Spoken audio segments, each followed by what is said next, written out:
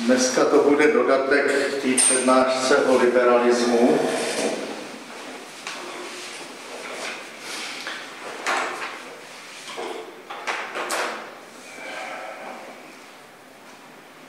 Kritici liberalismu vytýkají liberalismu mravní bídu, mravní rozklad. Mluví o amorálních, demoliberálních společnostech, že jsou tam velké ústupky zbloudilému svědomí a varují před tím,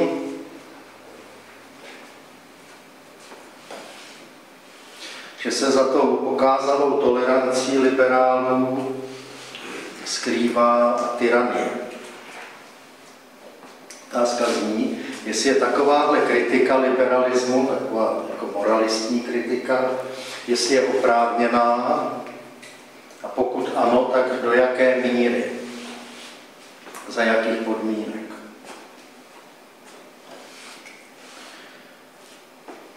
Když odhlédneme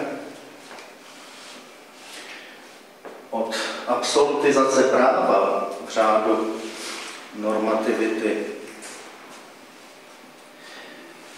tak se na první pohled zdá, že tenhle problém není ani tak politický, není to problém politického liberalismu, že to je spíš problém vzdělání, výchovy, morálky, světonázoru, filozofie.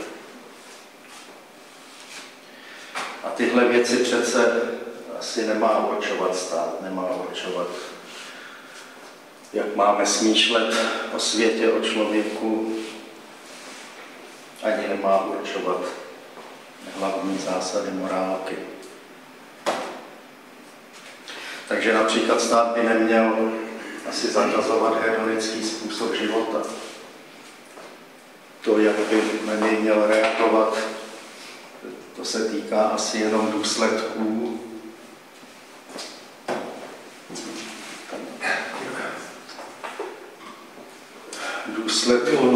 který ten hedonismus má v právním světě. Čili jak ty negativní důsledky hedonismu právně trošku zmírnit. Má asi pravdu Michael Novak ve své obhajobě demokratického kapitalismu, když v téhle souvislosti říká, že prázdnota v srdci pluralitních společností vyplývá z omezenosti kompetencí státu. Když tedy někteří papežové, Solženicyn nebo socialisté vytýkají liberalismu materialismus nebo egoismus, tak se jim dá namítnout, že tyhle věci, egoismus, materialismus, nevyplývají ani z toho důrazu liberálů na negativní politickou svobodu, čili svobodu od státních zásahů, tam, kde jsou nepatřičné, a nevyplývá ani ze samotného kapitalismu.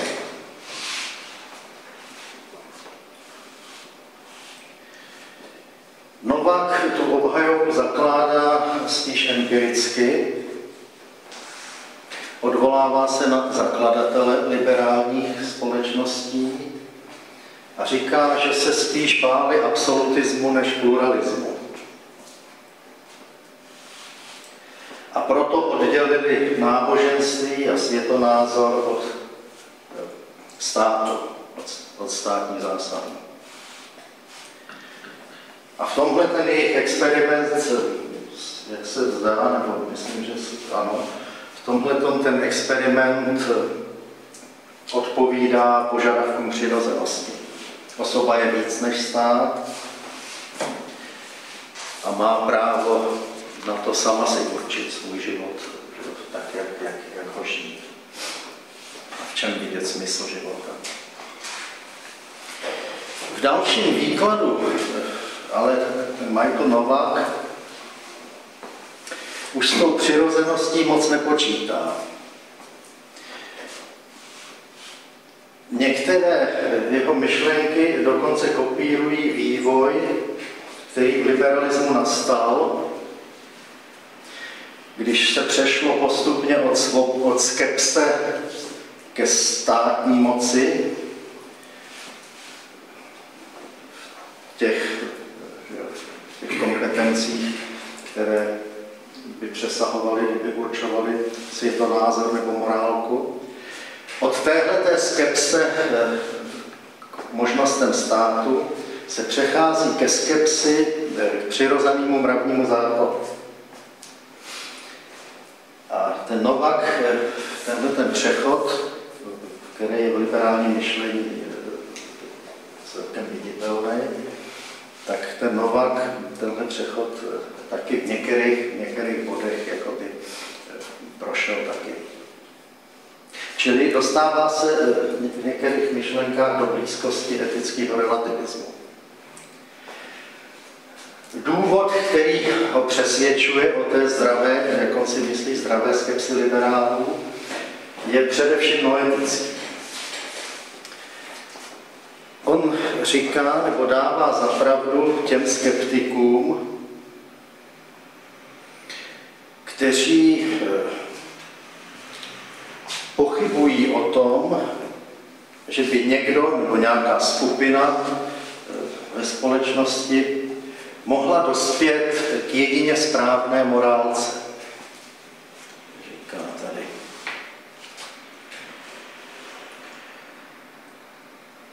Zejména ve společnosti americké není nouze o seskupení, která byla přesvědčena, že jejich představa o morálce je nejen lepší, ale přímo jedině správná.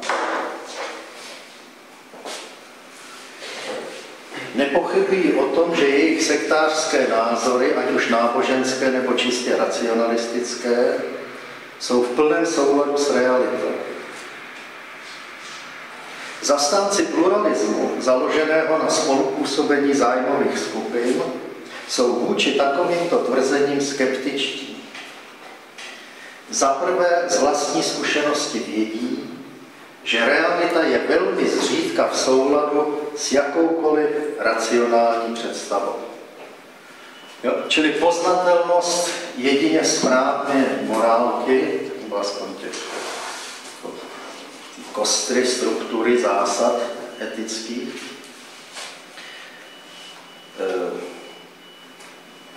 poznatelnost těch etických pravd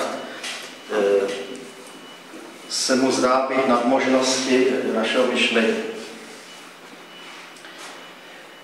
Potom popírá, to je další myšlenka, která ho podle mě přibližuje k etickému relativismu, popírá, že by lidé, kteří uvažují, jak on říká, řádně, nebo aspoň je to tak přeložené, řádně uvažující lidé, kteří navíc mají ještě nejlepší vůli, popírá, že by mohli dospět ke shodným závěrům o morálce, ke shodným představám o dobru.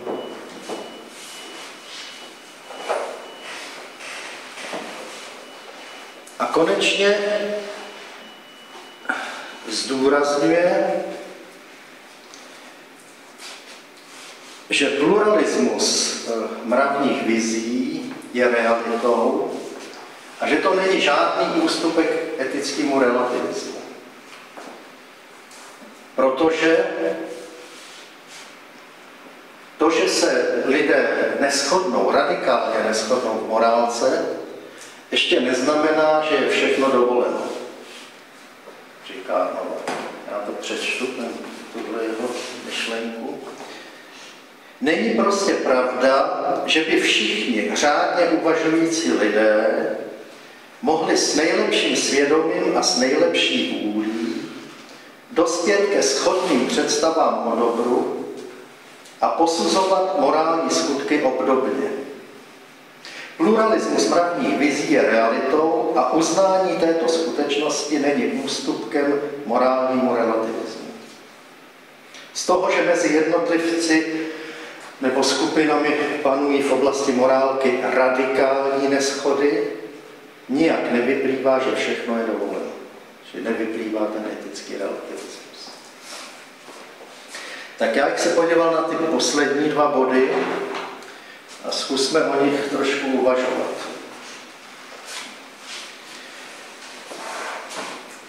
Říká, že když by lidé, je to ideál, jako představa nebo hypotetická představa o maximální kvalitě myšlení a doprovodné vůle. Tak on říká, že i kdyby lidi správně mysleli a dobře mysleli a zachovali přitom nejlepší vůli, tak se neshodnou v etickým závěrem. Nedojdou ke shodě.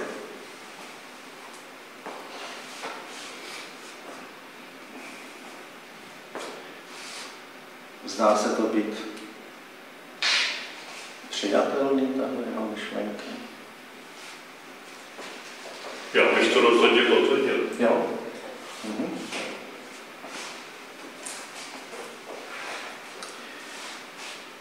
Představme si teda, že dva lidi myslí řádně. To znamená, jsou tam kvality správné logiky a jsou tam kvality jako kritického záběru toho tématu, o který běží. No. To znamená, jsou schopni soustředit relevantní námitky a řešit je.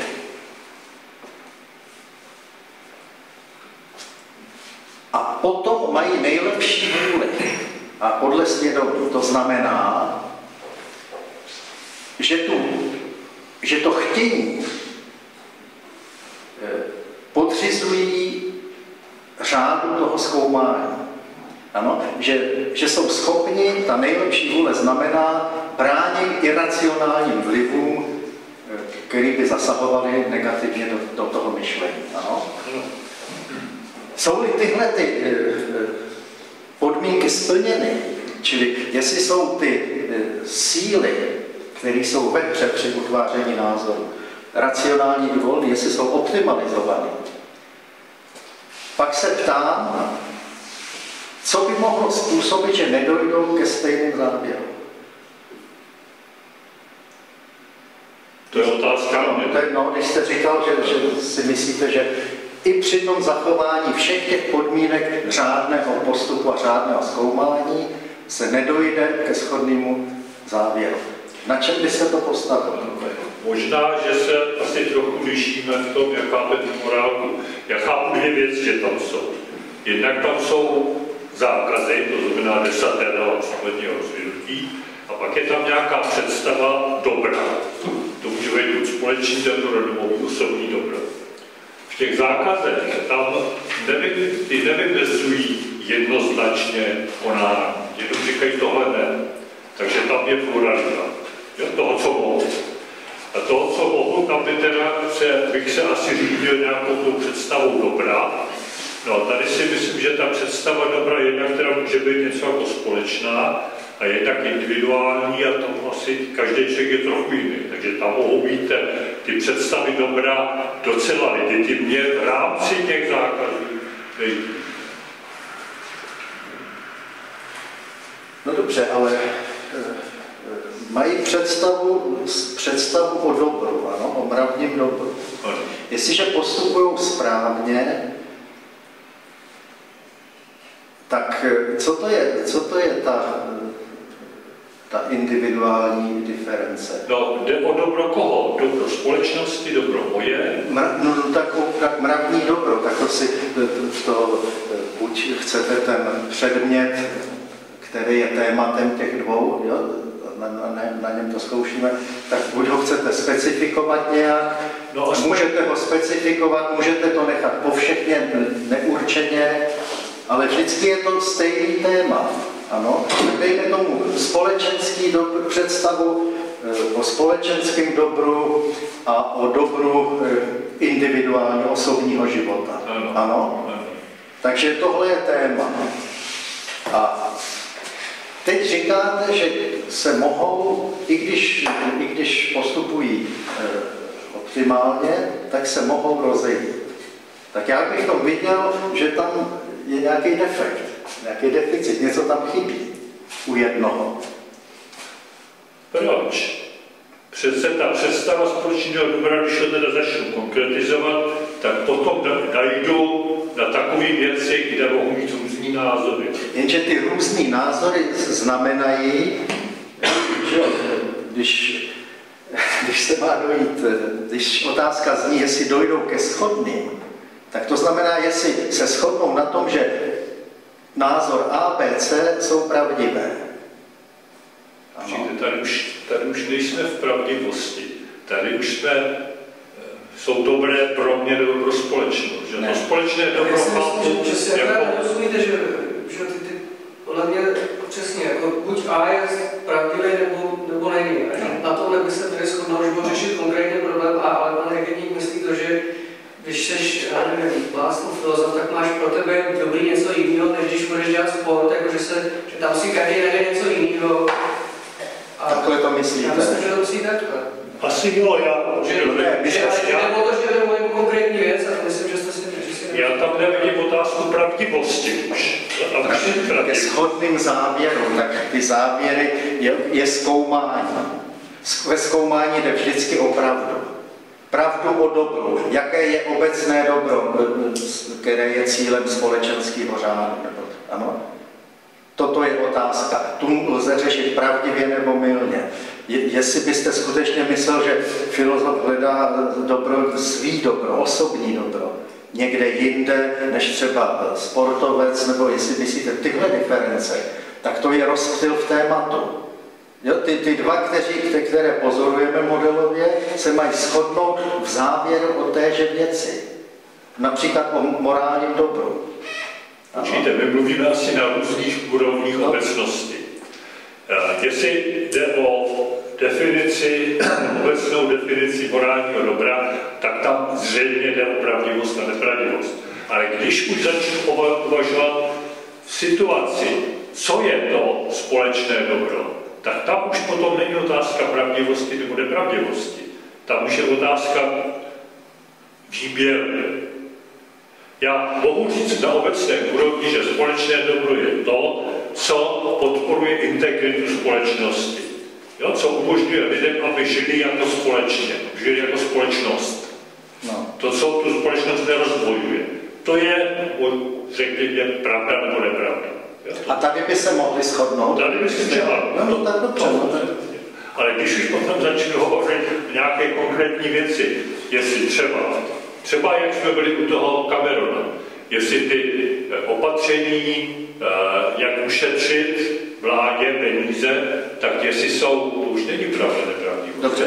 To už je rozhodnutí. Dobře, takže můžeme to zjednodušit, tenhle příklad. Tyhle otázky praktické soudnosti, praktického odhadu, co je v dané situaci dobré nebo zlé, to neuvažujeme. To je otázka praktického rozumu. On tady mluví ale o teoretickém rozumu. Mluví o pluralismu mravních vizí.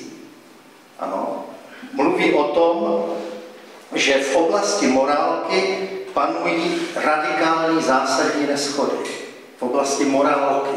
Ne v konkrétních situacích, že někdo by tu řešil takhle, někdo takhle. A je to v podstatě dáno tím, že v těchto konkrétních rozhodováních nejsme schopni proniknout složitost té reality. Ano? No nejenom proniknout, ale už jsou tam různá hodnocení. U toho Camerona je to hodnocení, toto je dobré pro společnost, vzhledem k budoucnosti musí ušetřit. Biskupové přijdou a říkají, toto není dobrý pro společnost, protože tady vznikají rodiny, které nemají co jíst a jdou do těch bank. Ale tímhle jsme mimo problém, o který tady jde. Jo? Protože on mluví o zásadních otázkách morálky, v nich spatřuje neshodu. A ta neshoda říká, že je realitou. A že tato realita neshody nepůsobí etický relativismus. Tak jestli má třeba na mysli otázku potratu, tak to je asi na té úrovni, kde to pravdu lze. Ale tady jde skutečně především o pluralitu různých morálek, morálních systémů. Ano. Tahle otázka, tak jak on ji tady předkládá, je teoretická. Je to otázka pravdy. Se tam argumentuje, že to není možné kvůli tomu, že ten optimální, když se tady tam, že bude postupovat optimálně racionálně, no. Tak on říká, já jsem to nepřesvědčil, že ten postup není možný z jakého důvodu. On neříká důvod, on říká, že není možné. Ale říká, že my bychom, když uznáme realitu toho pluralismu, tak bychom neměli vyvozovat, že teda z toho plyne, tak ať si každý dělá, co chce. Jo, tohle on říká. No to bych taky potvrdil.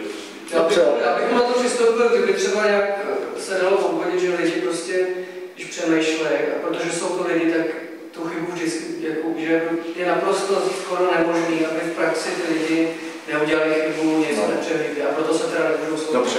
Dobře, ale jeho záměrem, jak mu rozumím, je ukázat na takovou zásadní, esenciální nedostatečnost rozumu, jako by v něm bylo zakódováno, že i když ho užiješ řádně, tak on furt je nedostatečný. Ja? To znamená, on by tady mohl operovat například nepoznatelností mravního řádu v základních rysech, ano? Nebo v základních zásadách. Kdyby byl nepoznatelný, prostě přesahuje to možnosti rozumu, tak se stejně na tom neshodnou. Jo, na tom řešení, na závěru o tom, jestli mravní zákon je nebo není například. Jestli mravní zákon je egoistický nebo altruistický. Jo, to jsou základní, to tady situuje do základní polohy mravních konfliktů. Ty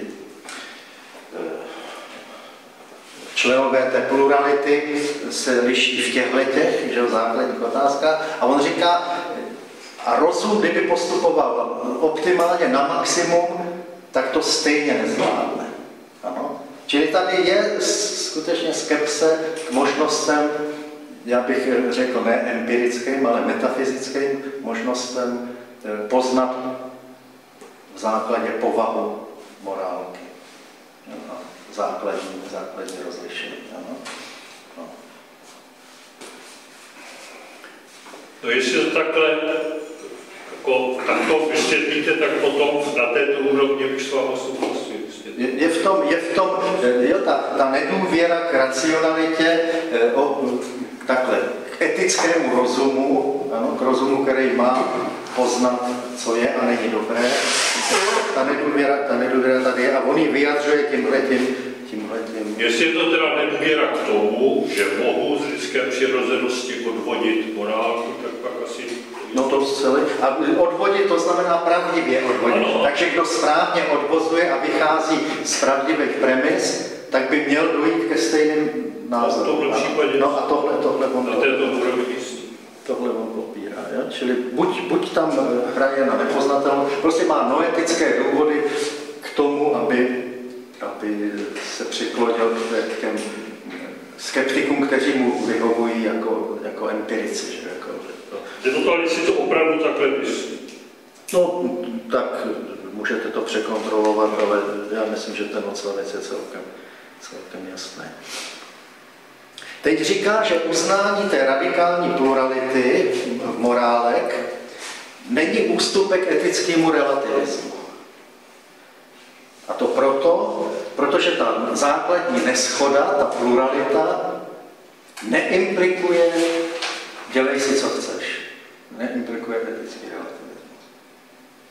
Aby ale neimplikovala, aby tomu opravdu tak bylo, tak předpokládáme, že musíme nějaký etický pravdy poznat. K tomu on je ale skeptický. Jestliže ale poznáme nějaký etický pravdy, tak zároveň víme, že některé opaky čili členové té plurality morálních teorií, některé opaky jsou mylné. Takže ta pluralita už taky nebude neomezená, radikální neschoda. Ano. Jestliže teda nechce dospět, a je to spíš u křesťanského myslitele, je to jakási povinnost svědomí, že ve svědomí, že nechce dospět k tomu ďábelskému etickému relativismu. Že? Takže říká, že tahle ta pluralita, když ji uznáme, nevede k relativismu, ale ona ve skutečnosti k němu vede, jestliže nepředpokládáme to, co on popírá, totiž poznatelnost některých zásadních etických práv, který už tu pluralitu, to uznání plurality zpochybňují. Čili teď jde o to, co znamená to uznání plurality. Co to u něj znamená, co tím chce říct. Tak určitě tím nemyslí uznání samotného faktu, že existují různé morálky. To jistě ne, že? Možná tím myslí to, ale nemusíme si být jistí, že uznáme ty různé morálky jako rovnocenné. Jo? Že uznáme tu pluralitu jako jediný možný, rozumný přijetí toho faktu, že jsou různé morálky, ale my nejsme schopni v nich teoreticky rozlišovat lepší, horší.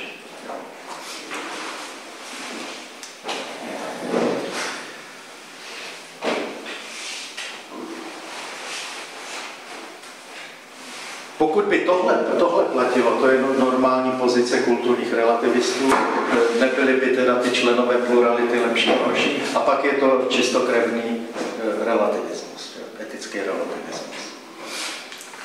Čili jakmile nechá ve hře tu skepsi k poznání některých základních etických práv, který vylučují tu pluralitu, protože opačný mravní systémy už do té přijatelné plurality nevezmou, tak jestliže tuhle skepsi necháme ve hře, tak skutečně není pravda to, co říká, že uznání této reality pluralitních systémů nevede k etickému relativismu, vede k němu betonově. Ale já si myslím, že on měl na mysli tohle, že máme uznat tu pluralitu morálek, různých světonázorů a morálek, v politické praxi. Ano. Že stát, vyplývá to zase z těch omezených kompetencí státu, že stát to nemá diktovat. Nemá vnucovat morálku. Ja? Takže my s tím teoreticky můžeme nesouhlasit, ale prakticky musíme tenhle stav vyznat. A nesnažit se ho mocensky nějak změnit. Tady se zdá, že by ta etická skepse už nevadila. Jo? Že už by... No, ty tam máš? Ne, to mě jako, že říkáš, stát nemá vnucovat morálku, no, to je přeci úplně špatně, že jo. To přeci každý stát ze své povahy dělá, celým svým právním řádem, že jo. Trestním řádem vnucuje nějakou morálku, úplně z povahy věci. Špatně jsem se vyjádřil. Nemá vnucovat morální systém. Nemá vnucovat i to, co je za hranicema práva, požadavků práva. Jo? Tohle je myšlení. Jo? Filozofii, praktickou filozofii, světonázor, etický systém. No, to se ne, světonázor by zase vnucovat neměl. No, ale ani ne ty specifika, nebo ta specifika filozofických nebo náboženských morálek, jo? Která už jsou za hranicema. Myslí ty morální vize, jak on tomu říká. Tak. No, u toho se můžeme. Ale přesto si říkám, že jestli to není tak, že za každým i tím právním řádem je nějaká morální vize, že? Je. Ale pak to nejde, čistě teoreticky asi bych řekl, ne? Pak musí ten stát vždycky nějakou morální vizi mít a vlastně ostatní, nebo nějaký jiný alternativní už tím samým vlastně odmítá, že jo? Jako u nás prostě jako morální vizi, morální vizi kanibal nepochopíš. No, to je zase to, co já jsem to tady jako chtěl vygradovat, i když jsem u toho spíš jako usíná, ale chtěl jsem ukázat, že na první pohled se zdá, že kdyby to myslel takhle prakticky, prostě smyřme se s tím, že budou existovat ve společnosti různé morálky, že? A nelze to silou jako eliminovat, tak se zdá, že ta skepse k té poznatelnosti etických práv tady nevadí, takže k relativismu nevede. Vadí, protože právě i ty právní systémy, pokud to nemá být akt čiré mocenské zvůle, nadiktovat legislativu z Bruselu, že muž a žena jedno jest, tak aby jsme byli konkrétní. Ještě si chodíte. Takže a nejen konkrétní, ale aktuální. Takže o nějakou etickou pravdu, potřebnou pro to právní uspořádání a ošetření, stejně postupuje tady v tom. Že? On se tady odvolává na Mariténa, když mluví o tom, že v praktickém světě lidé různých vyznání a různých morálek můžou spolupracovat. Tahle spolupráce předpokládá, že budou respektovat své vyznání a své morálky, že aspoň do určitý míry, že ta pluralita bude zachovaná. Tak odvolává se na Mariténa, já ho tady přečtu, on ho cituje. To je docela dobrá myšlenka. Je tomu tedy tak, že lidé zcela rozdílných, ba i protichůdných metafyzických a náboženských názorů mohou dospět ke shodným praktickým závěrům. Nikoli ale na základě nějaké totožné doktríny, ale na základě analogického přístupu k praktickým principům. Tohle bych chtěl asi rozvést, ale kvůli tomu to nečtu. A mohou sdílet stejnou praktickou víru za předpokladu, kvůli tomuhle to čtu, že chovají obdobnou úctu, byť ze zcela odlišných důvodů. K pravdě, k inteligenci, lidské důstojnosti, svobodě, bratrské lásce a absolutní autoritě morálního dobra. Tak to jsou předpoklady, který on snad mohl ještě vyjádřit v první polovině 20. století. Ale dneska by se mu všichni vysmáli. Všichni ti povolaní a všichni ti etablovaní. Jo, tak tenhle ten předpoklad, čili jinak řečeno převedeno do našeho sporu s Novakem, kde on je v určitých myšlenkách etický skeptik, teoreticky, tak převedeno do toho problému. Etické pravdy jsou nutně poznatelné. Chceme-li mluvit o těchto následných